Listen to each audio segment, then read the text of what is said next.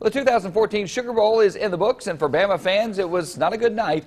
Oklahoma jumped out to the 31-17 halftime lead, and they beat Alabama 45-31. Local 15's Derrick Rose has more from New Orleans. At the Sugar Bowl, it seems it was just too big of a deficit for Alabama to overcome. Every time they would get close, it seems the Oklahoma Sooners would hold them at arm's length. We talked to players on both sides about what this win and loss means for them and their teams. I'd like to say the loss was my fault completely. Like, if y'all want to point the finger at somebody and say, he's the man, I'm that guy. But I say this not out of pity for myself, but I say this because I could take it. We had a great plan, and coming in, you got to have confidence that that's going to work. As it was working, we just felt like, well, here's our plan.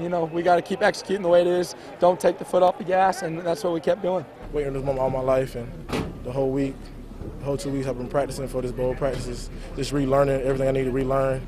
It gave me a lot of time to study defenses and know my assignments better, so I was very thankful. Feel bad for the guys that are leaving.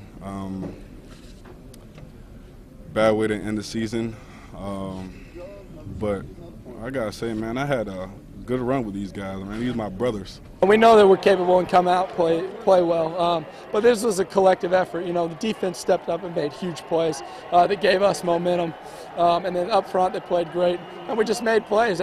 Things were working tonight, and again, shout out to Alabama, just great team. But we were the better team tonight. For the Tide, this marks the last time AJ McCarron will play under center for the Tide and with Coach Nick Saban. AJ did not speak to reporters immediately after the game, but we did see him go straight to the stands and embrace his family. The only question about his future that remains right now is whether or not AJ will play in this year's Senior Bowl in his hometown. In New Orleans at the Superdome, I'm Derrick Rose, Local 15.